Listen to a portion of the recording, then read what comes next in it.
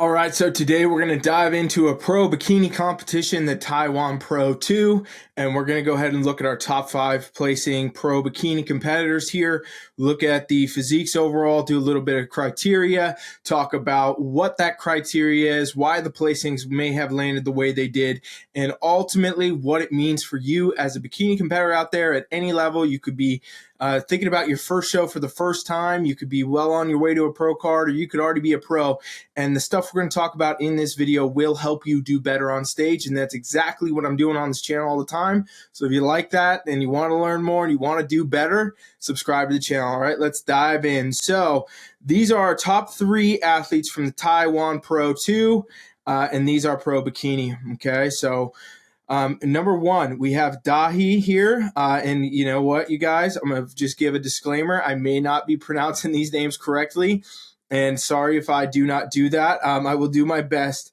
Miharu over here in second, and then over here, Yushan, okay? And these are our top 3 pro bikini at this event. So what you will notice right away is there's a lot of similarities in their physiques, but also some very clear differences between our first place and, our third. And then we'll look at 4th and 5th here shortly in a minute as well, where even for the most untrained eye, you start to see a lot of that difference, okay? So bikini, as we know, is all about this foundation of an hourglass shape. It's created from the width of the upper body, development in those shoulders that tapers and sweeps into the narrow waist effect, comes back out and widens out into this base in the lower body here. So really what we'll see is an hourglass being created, on every single athlete in this lineup, and that is the fundamentals and the foundation of bikini. So bikini competitors watching here, okay, do not sleep on the fact it's not all about conditioning. I know a lot of you get caught up in wanting the shreds and chasing the shreds.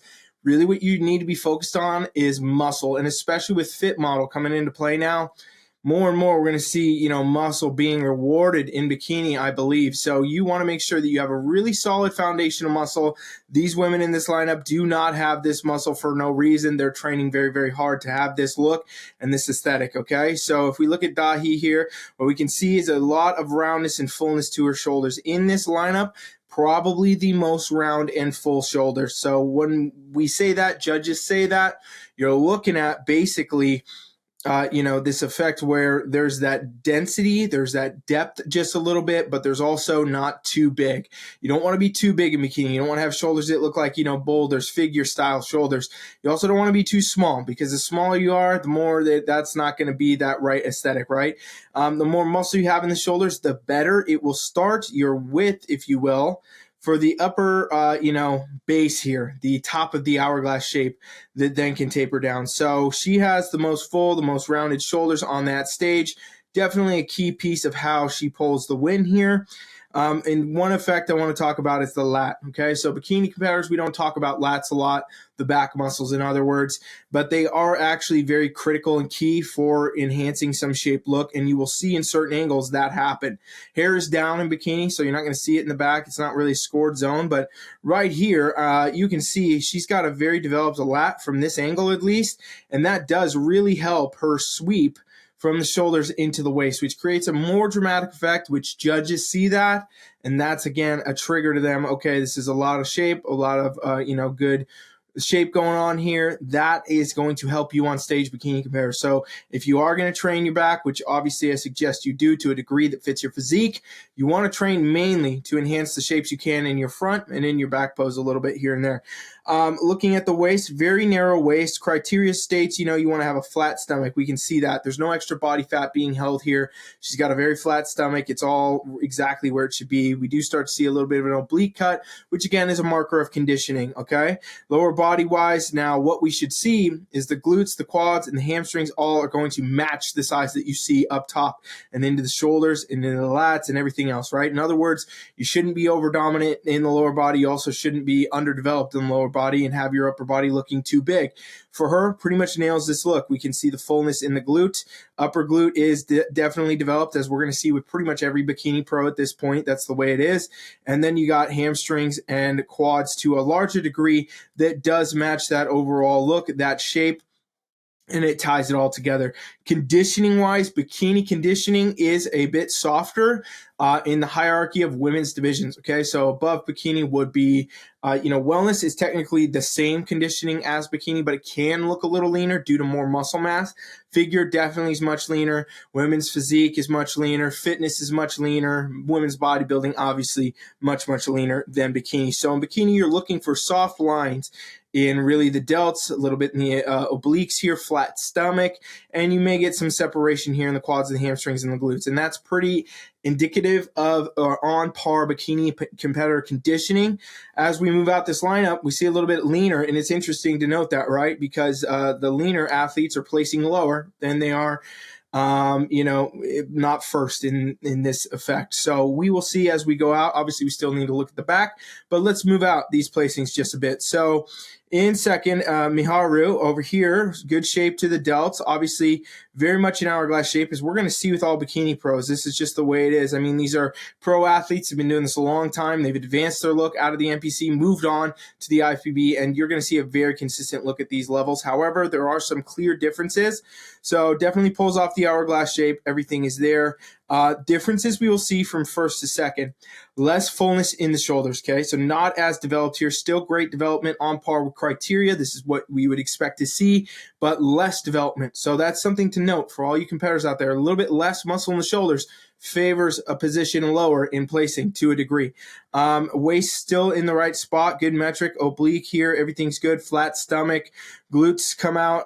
Match with the hamstrings, the quads. Very symmetrical physique. Very good, overall representation of bikini criteria. Second place at a pro competitions. Nothing to scoff at. Don't get me wrong. Just trying to give you insight into how these placings may have shifted and where judges are kind of moving bikini criteria in the early season here, which is where we sit today. By the way, if you're enjoying these videos, you like these, you want more of this, subscribe to the channel. I got a lot more coming. And if you have specific competitions you want me to review, or classes, figure, wellness, fit model, whatever, comment that stuff. I read every comment and I will bring those to the channel. All right. Thank you. So here's what we're looking at now. Just a big difference, a little bit leaner. Okay. So we can see Miharu looks leaner overall. She's got a little bit more of that glute line, a little bit more of that quad line. We start to see even a little separation in other pieces of the quads. Definitely leaner upper body wise, definitely leaner like into the forearm and everything else. She's just overall leaner. So in this exact instance, from what we can see here, it would appear judges went with a little bit more muscle and a softer look for the win. However, still very on par with that criteria. Let's look now to third, okay? So third place over here, Yushan. She's got good shoulder development. Everything's there. Tapers into the waist, the glutes, everything, quads, all of that matches. This is a very symmetrical, good representation of bikini. Again, a little bit less muscular in the shoulders, not as much fullness coming through, and also very lean. So we start to even see her, showing more like six-pack abs. This is not from training more than likely. This is from level of conditioning, meaning she's so lean there that that's just showing through. Like so lean, your abs just show even though you may not be directly training them, right? So that's a very lean bikini competitor look. And you can see that same thing reflected in the quads, the glutes, and then the upper body. So even leaner than, Miharu in second. She's getting placed third. So again, another indicator from judges. They really kind of went for more muscle fullness and a softer look here, kind of almost diverting in a lot of ways to what the true bikini criteria is. Leaner athletes and things like that, at least at this event, were not placing as high. Okay, let's take a look now from the back from all these athletes, because again, that front pose is only part of the story. The back really always does tie it all together. So here we can see again what we focus on, the same effect, which is this hourglass shape, tapers into the waist, comes back out in the lower body through this muscle development. And clearly good shoulder development here, that fullness you can even see into the rear delt. This is one note for all you bikini out there. You want to make sure your delts do not disappear when you get into back pose. Sometimes they do. It's not good. It makes your lower body look too dominant. So you want to make sure you have that fullness all the way around that shoulder. Front delt, lateral delt, rear delt. That's how you're going to get it. And that's what we're going to see on all three of these athletes actually. Taper into the waist still does matter. And again, here's part of the point where the lats can still help you sweep into the waist. And that does create a good overall hourglass aesthetic. Still a good focus to have as a bikini competitor in general.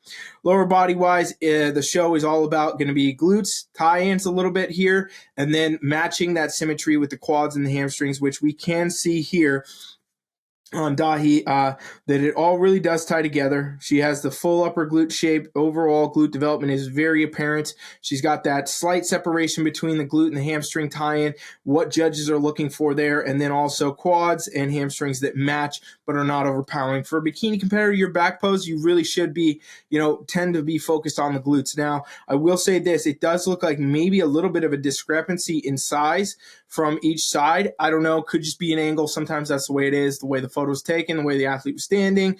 But, it does kind of look like that. And you do see that kind of an imbalance pretty normally with competitors. And you really have to emphasize to correct that through your training, a lot of isolateral movements, single leg movements, things like that to make sure that that doesn't happen. So if that is you, you want to make sure that that's a focus, in your training. But overall, pulls it together. Again, a softer level of condition, but still very on par. And boom, there it is. Now we move out the lineup here, and we can see Miharu.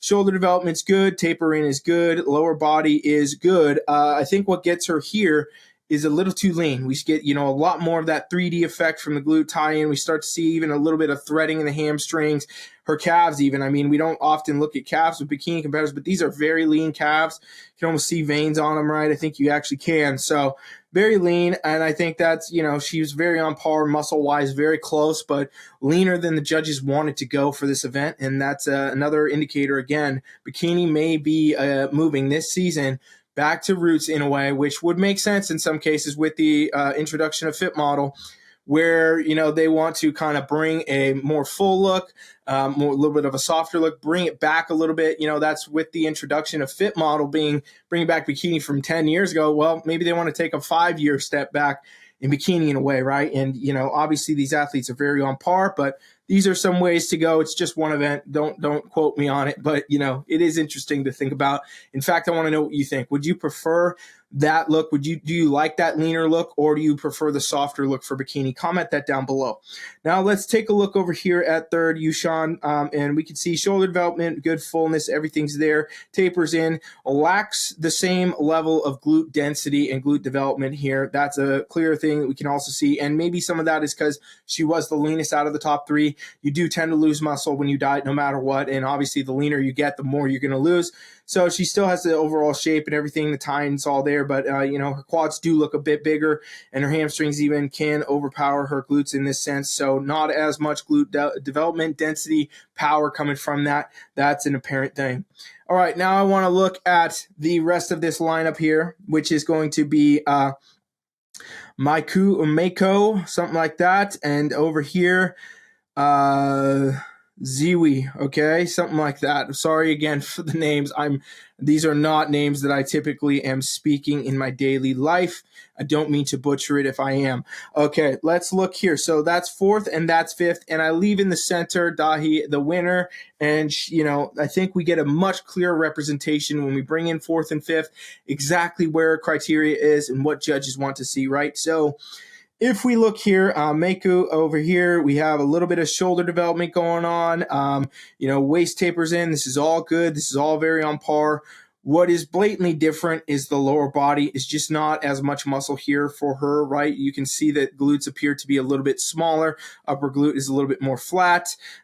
Still good muscle in the quads and the hamstrings, but we're not getting as much fullness. So really, I would say for her, it's a little bit of an asymmetry going on here where the upper body is actually looking more developed, more dominant than the lower. And again, like I said, when bikini, it's all perfect symmetry up, down, left, and right to create this hourglass. You don't want an hourglass that has a smaller base, so to speak, right? So fourth place at a pro show, nothing to scoff at. Just trying to give you all more insight into the placings. These are all very on par with current criteria as it sits anyway. And over here, if we look at Zui, what we can see is the same thing. It's really a lot of muscle going on here in the upper body, good taper into the waist, lower body dominance, everything is here.